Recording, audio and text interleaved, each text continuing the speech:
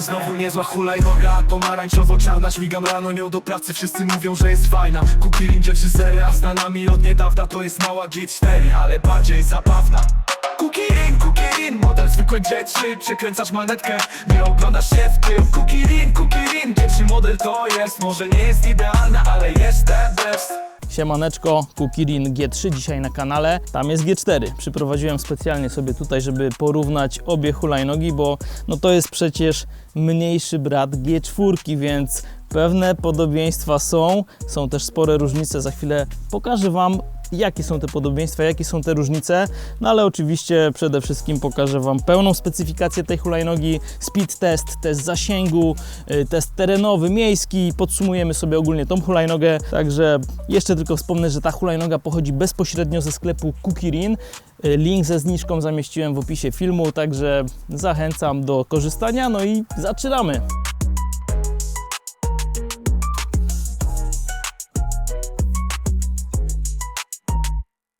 Postawię sobie tego potworka tutaj obok i już Wam pokazuję, jakie są podobieństwa i różnice.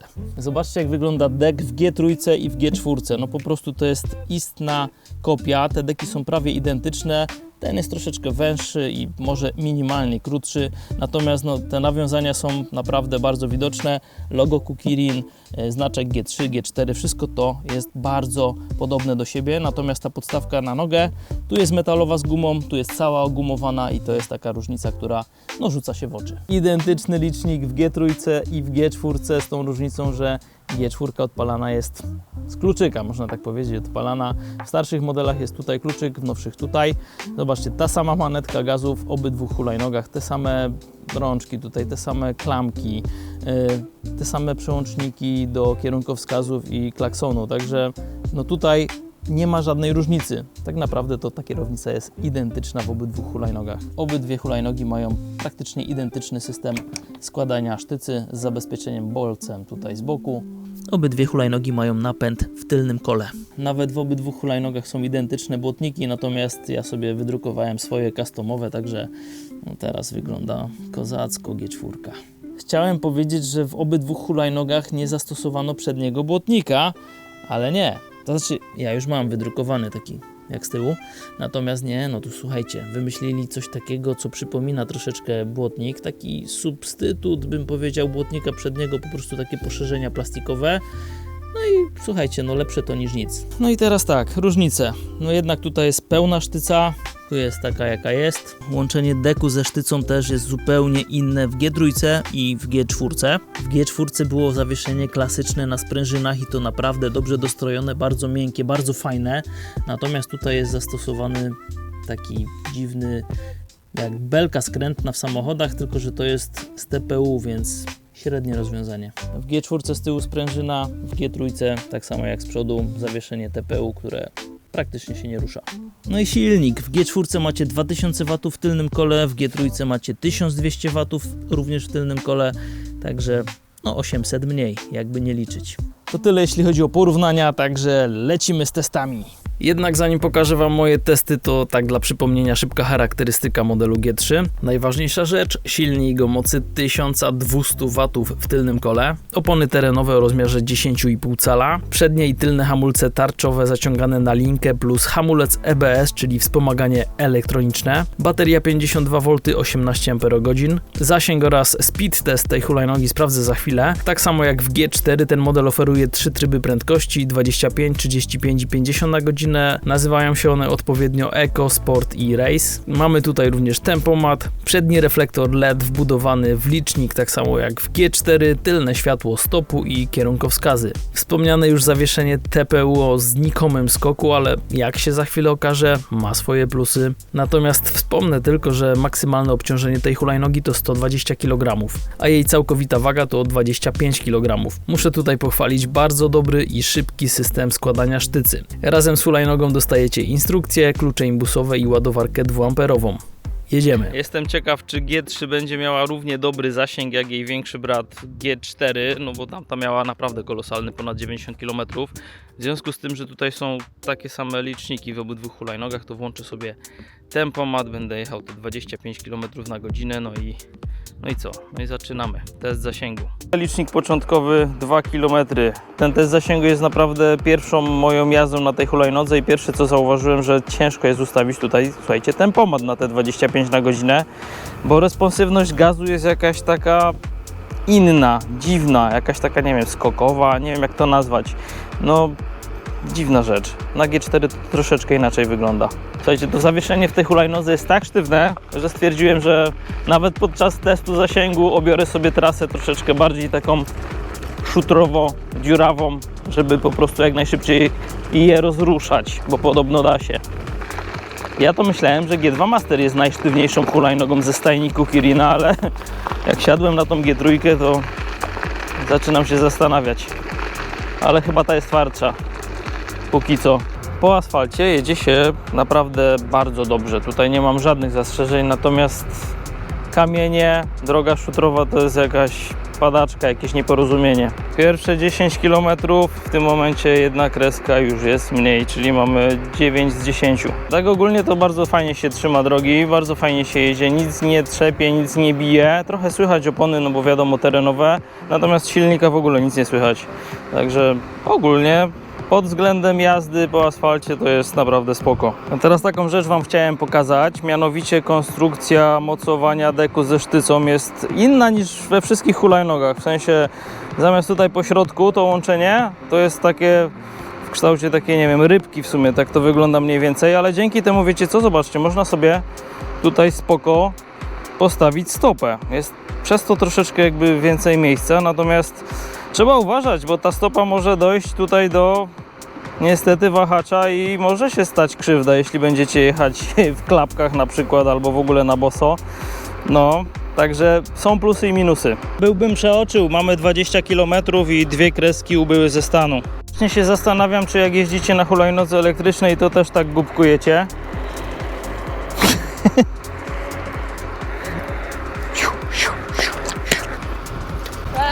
Dobry. Dobry.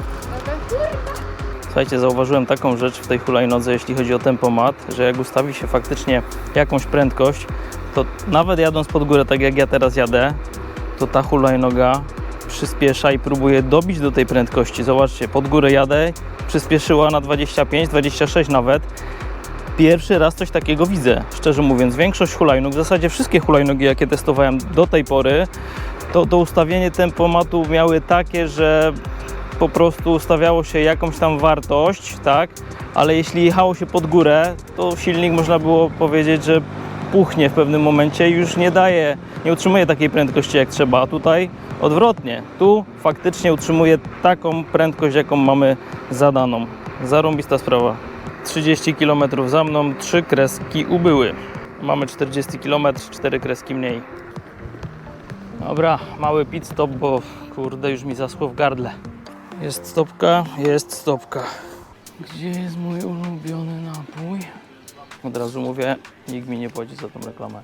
Odbierz swoje artykuły oraz dowód zakupu. Stoi, jeszcze nikt nie zwędził. Jedziemy dalej. O, co za dźwięk. Nie wiem co to było. Coś mi wpadło. Kurde, linka, ale numer, słuchajcie, końcówka linki od hamulca wpadła w tarczę. Ciekawe. 50 km. Ubyło w międzyczasie 7 kresek. Zostały już tylko 3. No i mamy 60 km. Zostały już tylko 2 kreski. I to czerwone, czyli rezerwa. Kurde, co tu się dzieje?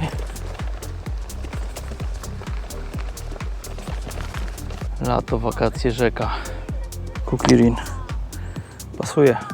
70 km. Słuchajcie, ostatnia czerwona kreseczka została, która świeci już od dłuższego czasu, także już jestem w szoku. A ciekawe, ile jeszcze przejedzie. Może kilometr, może 2. Zobaczymy. Ale trochę mi się już w głowie kręci, bo dobijam ją po prostu do końca baterii na rondzie. No ale chyba długo tak nie mogę jeździć w kółko. Dobra, odbijamy.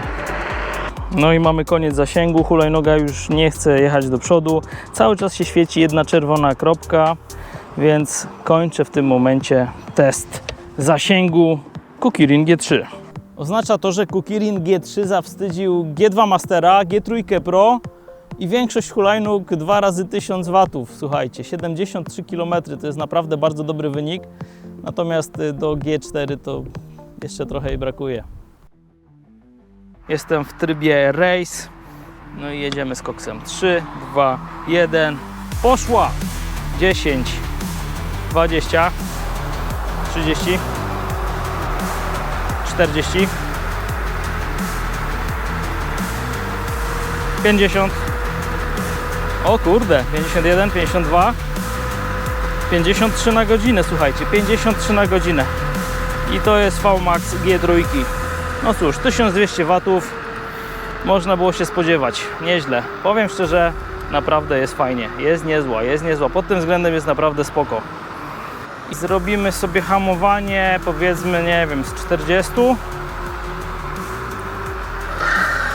No, z 40. Zobaczymy, ile wyjdzie.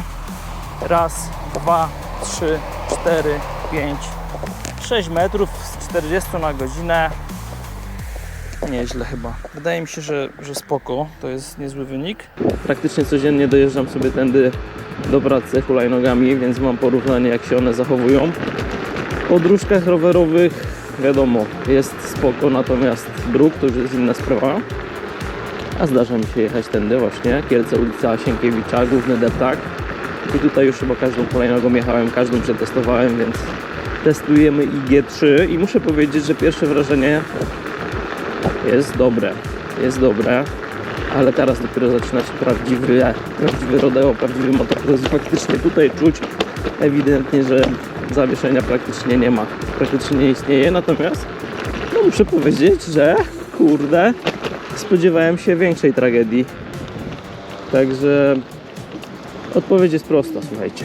Co za ten sukces, ten mały sukces odpowiadają opony terenowe, które w znacznej mierze po prostu przejmują wszystkie te wibracje, wstrząsy i tak dalej, więc na tej hulajnodze jako tako jedzie się po tym bruku, natomiast no szału nie ma, zawieszenie się nie ugina, także to jest największa bolączka G3 według mnie. Wymyśliłem, jak tu zrobić, żeby to zawieszenie w końcu przywołać do życia i to jest właśnie rozwiązanie. To jest właśnie rozwiązanie. Ale nie jest tanie. Nie jest tanie, ale Fakturka po programie. spróbujmy zrobić tak, żeby ona się wreszcie zaczęła uginać. No to czekaj. O kurde! Słuchaj, ugina się coś pod tobą czy nie? Patrz. Kurde, mało co. Mało co. Mało co, ta hulajnoga jest po prostu nieugięta. Nieugięta. Hamulce ma dobre, to ja wiem o tym, natomiast to zawieszenie po prostu jest troszeczkę irytujące. Myślałem, że kurde, że mi pomożesz rozruszać je, no. No niestety nie da rady. Niestety nie da Ale rady. ogólnie jest mega sztywna, więc do jazdy po ulicy jest spoko, nie? W sensie nie buja się, nie lata jakoś tak. Na teren można wjechać. Zobacz. Moim zdaniem spoko. Znaczy Jak za spoko? tą cenę? Wiesz co, bo to jest przy cięższych osobach, jak jest bardzo miękkie zawieszenie, to ona tak pływa strasznie i wiesz, z jednej strony myślisz, że to jest bardzo wygodne, no ale z drugiej strony na dłuższą metę ja osobiście uważam, że za miękkie zawieszenie tylko wiesz, odejmuje. Czyli Tutaj, dla tutaj ciebie nie ma tego byłaby zawieszenia dobra. prawy. Dla Ciebie byłaby dobra. w takim Wiesz co, na razie, dojeżdżanie do roboty czy coś, to myślę, że dałoby radę. Coś tam wiesz, odbija tak delikatnie. Ale myślę, że to jest taka bardziej z tych miejskich hulajnóg, Okej. tylko że dużo więcej mocy. Okej, dzięki No. Ci bardzo za pomoc. Nie ma problemu. Właśnie chciałem usłyszeć taką opinię. Piąteczka. No to To jeszcze ja jadę. pośmigaj sobie. Nie ma to jak słupeczki na początek ścieżki rowerowej. Nie tak dawno wrzucałem kompilację wypadków hulajnogowych, gdzie pies na smyczy wszedł centralnie pod hulajnogę i dzisiaj mi się praktycznie to samo zdarzyło. Troszeczkę z mniej drastycznym skutkiem na szczęście. Słuchajcie, nie przejechać się tędy na hulajce to jest grzech. O kurka wodna. A teraz chciałem sprawdzić, czy opony terenowe w tylnionapędowej hulajnodze mają jakikolwiek sens, także czas w las, proszę Państwa. O kurde, dobra, zarzuciło mi trochę tył, tego może nie widzicie, ale opona terenowa mimo wszystko nie robi tego, że kurde, ta hulajnoga się tutaj nie wiadomo jak będzie trzymała. Jednak tylny napęd tylko, no to nie nadaje się w ogóle na taką jazdę. Znaczy, no jadę, ale zobaczcie, jak mi przód przyblokowało, mało nie wypierdzieliłem się, a tego odcinka to na 100% nie przejadę. To nie, to nawet nie ma co, ale spróbujmy. Dobra, gaz do dechy. Siedzi. Proszę bardzo. Tylny napęd do lasu, w teren, no to raczej kupcie sobie G2 Mastera albo G3 Pro, bo to się nie nadaje. Powiem Wam coś teraz całkiem serio, autentyk. Pojeździłem tą hulajnogą trochę dłużej tutaj po tych leśnych terenach, po łąkach, po takich wertepach i autentycznie myślałem, że mi wyrwie flaki. Zaczął mnie po prostu boleć brzuch, także no jednak miękkie zawieszenie to jest podstawa. Zobaczcie, jak pięknie nocą świeci licznik. No co jak co, ale te liczniki mi się naprawdę bardzo podobają. No to jeszcze jazda nocna, żeby nie było, że nie przetestowałem. Lampa niby ta sama co w G4, ale może świeci jakoś inaczej, nie wiem. Tak wygląda nocą stop, a tak wyglądają kierunki. Świecą po prostu na czerwono. Dobra, w takim razie wjeżdżamy w strefę mroku. Tutaj jest totalnie ciemno, no i lampka świeci tak jak widać. W sumie tak samo jak w G4. Nie ma żadnej różnicy. Świeci troszeczkę, jak dla mnie, za blisko hulajnogi. No mogłaby świecić troszeczkę dalej. Teraz jedziemy jakby na krótkich, a przydałyby się po prostu długie. Ta hulajeczka, tak samo jak Kukirin G4, ma tryb pieszy, więc jeśli będziecie sobie ją po prostu prowadzić, to automatycznie zapala się z przodu żółte światło ostrzegawcze, więc to jest fajna sprawa, żeby być po prostu widoczny z tą hulajnogą, czy to prowadząc ją gdzieś po boczem ulicy, czy nawet tak jak teraz chodnikiem. Natomiast w tym samym czasie z tyłu lampka mruga na czerwono, także jesteśmy widoczni również z tyłu. Słuchajcie, podsumowując G3, mogę powiedzieć, że ta hulajnoga z perspektywy gościa takiego jak ja, który dojeżdża codziennie do pracy częściowo samochodem, a później hulajnogą, taki model najlepiej się sprawdzi, dlatego że jest lekka i po prostu szybko się składa, więc to są podstawowe takie czynniki, które naprawdę dają się we znaki, jeśli macie hulajnogę typu G4 czy G3 Pro, które są cięższe po prostu. Po paru razach jednak się troszeczkę odechciewa, natomiast ta hulajnoga jest relatywnie lekka i w takich sytuacjach po prostu sprawdzi się najlepiej. Druga sprawa, bardzo dobrze się sprawdzi dla osób, które ważą powyżej 100, spokojnie. Ta hulajnoga niby jest do 120 kg, myślę, że może nawet trochę więcej. Widzieliście to na filmie, gość po prostu sprawdził i powiedział, że to jest to, a wcześniej jeździł chyba na G2 Maxie bodajże, o ile pamiętam, także w takich sytuacjach jak najbardziej tak. Generalnie po mieście nie jeździ się nią jakoś źle, no troszeczkę pojeździłem i powiem szczerze, że w sumie to zawieszenie, które ona ma, czyli to TPU, czyli nie jakieś tam klasyczne sprężynki, ono może nie wybiera tak jak trzeba, ale no coś tam jednak minimalnie daje, no i te opony po prostu do miasta są lepsze niż w teren, po prostu. Poza tym no, jest moc, jest duży zasięg, jest elektroniczne wspomaganie hamowania, atrakcyjna cena, więc jeśli komuś po prostu ta hulajnoga się podoba, no to zamawiać.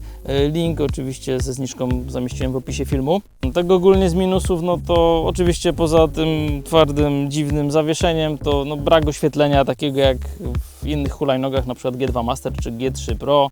No jest jednak obrys tego deku, ta hulajnoga po prostu wygląda ładnie i atrakcyjnie, natomiast tutaj jest podobnie jak w G4. Po prostu nie ma tego, więc jeśli chcecie mieć zbajeżone troszeczkę bardziej oświetlenie, no to wróćcie sobie parę odcinków do tyłu na moim kanale i tam właśnie zamontowałem sobie takie lampki RGB pod dekiem do G4 i w sumie to nawet lepiej robi niż kurde w każdej innej hulajnodze, bo tam są naprawdę duże możliwości. No i w sumie tyle, no co mogę powiedzieć. Kto jeszcze nie dał łapki w górę, to teraz, a komu w drogę, temu hulajnogę. Pozdro! No co prawda nie jest to G4, ale też jest fajnie.